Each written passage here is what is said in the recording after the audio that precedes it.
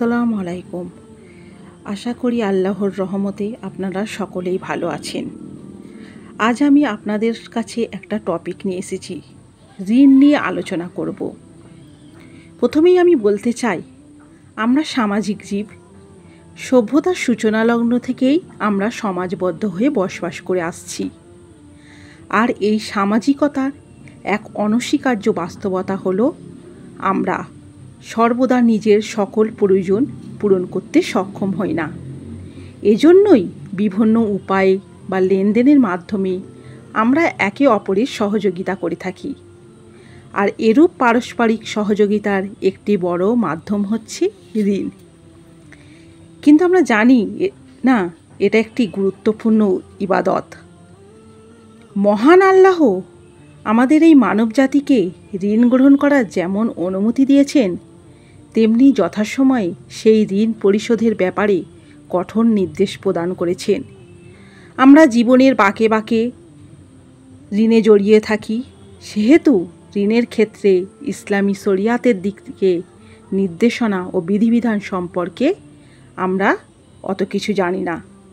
তাই ঋণের ভয়াবহতা ব্যাপারে সম্যক ধারণা না থাকার কারণে আমরা ঋণকে হালকা চোখে দেখি, কিন্তু সেটা পরকালীন জীবনে আমাদের জন্য হুমকি স্বরূপ।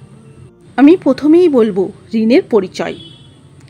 ঋণের আরবি প্রতিশব্দ হলো কার্জ, তাকে বাংলা ভাষায় কর্জ নামে পরিচিত। তবে কর্জের শব্দের তুলনায় দায়েন ব্যাপক অর্থবোধক। কর্জ কেবল আর্থিক বিষয়ের সঙ্গে যুক্ত থাকে, কিন্তু দায়েক আর্থিক ও বস্তুগত সকল বিষয়ের সাথে যুক্ত থাকে। বাংলাতে আমরা ঋণকে নানান নামে ডাকি, যেমন দেনা, ধার, হাওলাত ইত্যাদি। আর ইংরাজিতে আমরা ডাকি লোন, ডেপ্ট, লিয়াবিলিটি, ডেবিট প্রভৃতি শব্দ দিয়ে আমরা এই ঋণ বা দেনা অর্থে ব্যবহৃত হয়।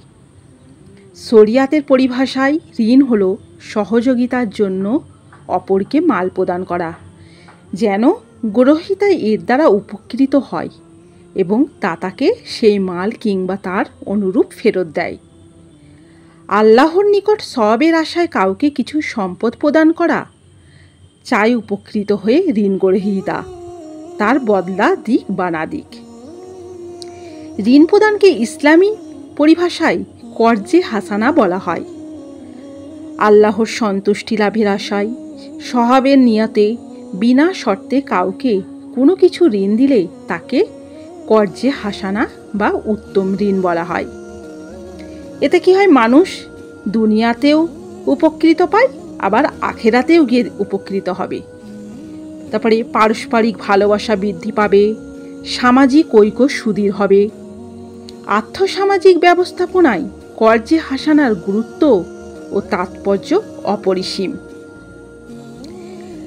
আল্লাহ বলেন, কোন সে ব্যক্তি যে আল্লাহকে উত্তম ঋণ দেবে, অতঃপর তিনি তার বিনিময়ে তাকে বহুগুণ বেশি প্রদান করবেন।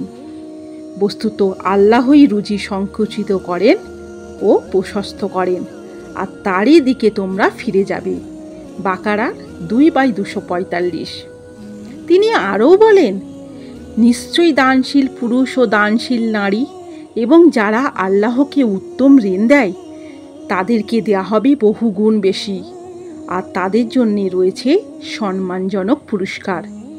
হাদিস 57/18। এখানে আল্লাহকে ঋণ দেয়া বলতে আমরা কি বুঝি? আল্লাহকে ঋণ দেয়া বলতে আমরা বুঝি আল্লাহর পথে দান করা এবং আল্লাহর বান্দাকে কর্জ দেয়া উভয় মর্ম বহন করে।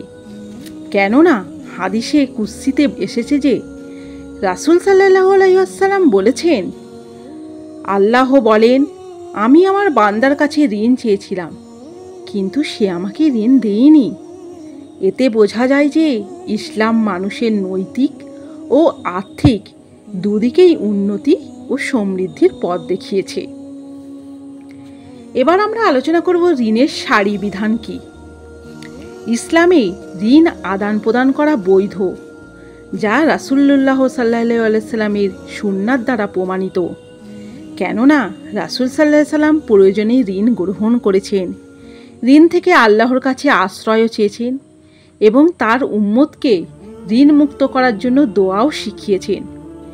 এমনকি রাসূল সাল্লাল্লাহু আলাইহি সাল্লাম অমুসলিমের কাছ থেকেও ঋণ গ্রহণ করেছেন। সুতরাং ইসলাম মুসলমানদেরকে বিপদে আপদে এবং বিভিন্ন প্রয়োজনে অপরের কাছ থেকে ঋণ গ্রহণ করার অনুমতি প্রদান করেছে, কিন্তু সেটা সঠিক সময়ে পরিশোধ করার বিষয়েও ইসলাম কঠোর নির্দেশনা প্রদান করেছে। তবে অবস্থা ভেদে ঋণ আদান প্রদানের বিধান বিভিন্ন রকম হতে পারে।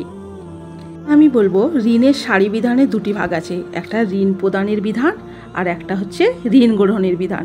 তো প্রথমে আমি আলোচনা করছি ঋণ প্রদানের বিধান। ঋণ দান করা মহৎ কাজের অন্তর্ভুক্ত। কোনো লাভের আশা ব্যতি রেখে কাউকে সহযোগিতার জন্য ঋণ প্রদান করা আল্লাহর সন্তুষ্টি অর্জনের অন্যতম মাধ্যম। মূলত ঋণ দানের বিধান হলো এটি বৈধ ও মুস্তাহাব। তবে যারা প্রয়োজনের সময় ঋণ দান করা থেকে বিরত থাকে, পবিত্র কুরআনে তাদের ভর্ৎসনা করা হয়েছে। মহান আল্লাহ তাআলা কি বলেন? অতঃপর দুর্ভোগ ওই মুসল্লিদের জন্য যারা তাদের সালাত থেকে উদাসীন থাকে আর যারা লোক দেখানোর জন্য তা করে এবং নিত্য ব্যবহার্য বস্তু দানে বিরত থাকে। মাউন 107/4-7। আলোচ্য আয়াতে নিত্য ব্যবহার্য বস্তু বলতে আমরা কি বুঝি? হাঁড়ি, পাতিল, দা, কোদাল, দাড়িপাল্লা, বালতি বা তার চেয়েও ছোটোখাটো নিত্য প্রয়োজনীয় ঘরের জিনিসকে বোঝানো হয়েছে। তবে অবস্থা ও পরিবেশের প্রেক্ষিতে ঋণ প্রদানের বিধান হচ্ছে ওয়াজিব, মাকরুহু, হারাম ও মুবাহ হতে পারে। এবার আমরা জানব ওয়াজিব কেন। যেমন ঋণ গ্রহীতা যদি নিরুপায় হয়ে পড়ে এবং ঋণদাতা সচ্ছল থাকে, তাহলে এই অবস্থাতে তাকে ঋণ প্রদান করা ওয়াজিব। এবার মাকরুহু কখন হবে?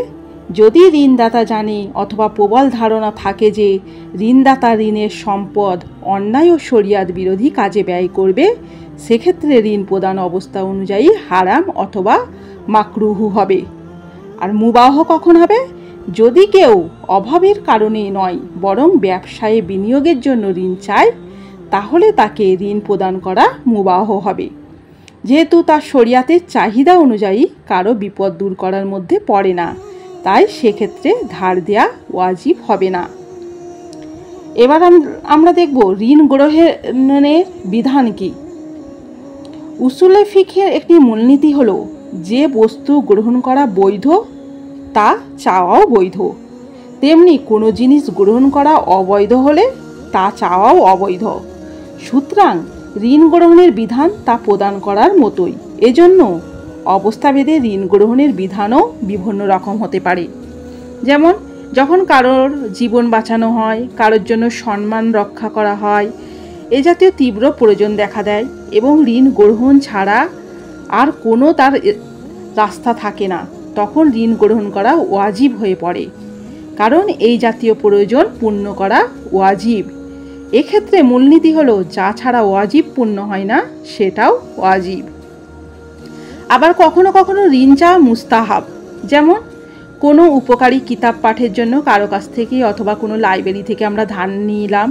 আবার কখনো ঋণ চাওয়া মাকরুহ হয়ে যায়, যেমন কর্জদাতার খোটা দেওয়ার আশঙ্কা থাকলে এবং এমন কোনো প্রয়োজনে যা পূরণ করা আবশ্যক নয় বা তার কাছে এর বিকল্প কোনো ব্যবস্থা আছে। আবার কোনো হারাম কাজ করার উদ্দেশ্যে কর্জ চাওয়া হারাম, যেমন নিরপরাধ ব্যক্তিকে হত্যার জন্য অস্ত্র ধার দেওয়া, পাপাচারী লোকদেরকে সমবেত করার জন্য বাদ্যযন্ত্র ধার চাওয়া ইত্যাদি। আর ঋণ গ্রহীতার কর্জ গ্রহণ তখনই বৈধ হবে যদি সে তার ভবিষ্যতে অর্জিত সম্পদ দ্বারা তা পরিশোধ করতে পারবে বলে দৃঢ় আশাবাদী হয় এবং দেনা পরিশোধের ব্যাপারে দৃঢ় ইচ্ছা পোষণ করে। তার জন্য ঋণ গ্রহণ নাজায়েজ। তবে একান্ত নিরুপায় হয়ে পড়লে নিজের কষ্ট দূর করার লক্ষ্যে সেই অবস্থাতেই ঋণ গ্রহণ করতে পারবে।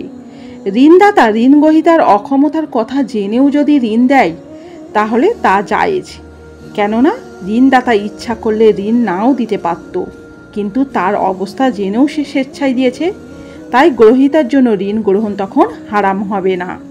এবার আমরা দেখব ঋণের বস্তু বা সম্পদ কেমন হবে। মূলত কোনো বস্তু বা সম্পদের মাধ্যমে ঋণ আদান প্রদান করা হয়, আর এই মাধ্যম সাব্যস্ত হওয়ার মূল নীতি হল ক্রয় বিক্রয়ের দ্বারা যেই জিনিসের মালিকানা অর্জিত হয় এবং বৈশিষ্ট্য বর্ণনার মাধ্যমে নির্দিষ্ট করা যায়।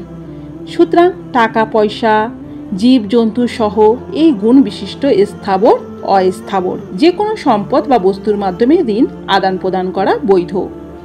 তবে কোনো কোনো ক্ষেত্রে উপকারিতাও ঋণ হতে পারে।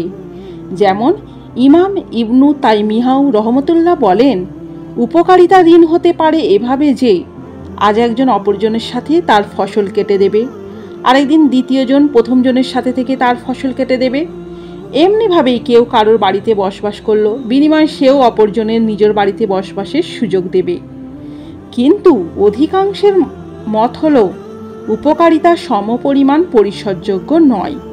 ছোটবেলায় সন্তানের প্রতি পিতামাতার আদর স্নেহ এক প্রকার ঋণের মতো। সারা জীবনভর সন্তানকে সেই ঋণ পরিশোধের জন্য দায়ভার গ্রহণ করতে হয়। এমনকি আল্লাহ সন্তানদেরকে দোয়া শিখিয়েছেন তার মা বাবার জন্য। সেই দোয়াটি হল, রব্বির হামহুমা কামা রব্বাইয়ানি সগিরা। হে আমার রব, তাদের প্রতি রহম করুন যেভাবে তারা শৈশবে আমাকে লালন পালন করেছেন। ইসরা 17/24। আসসালামু আলাইকুম। আমার বক্তব্য শেষ হলো। এরপরে আমি দ্বিতীয় পার্ট আনবো ঋণের প্রকারভেদ নিয়ে। প্রথম পার্টটা দেখে নিন, তারপরে দ্বিতীয় পার্টটাও আমি নিয়ে আসবো। ঋণকে ক ভাগে ভাগ করা হয়। জাযাকাল্লাহ খায়ের।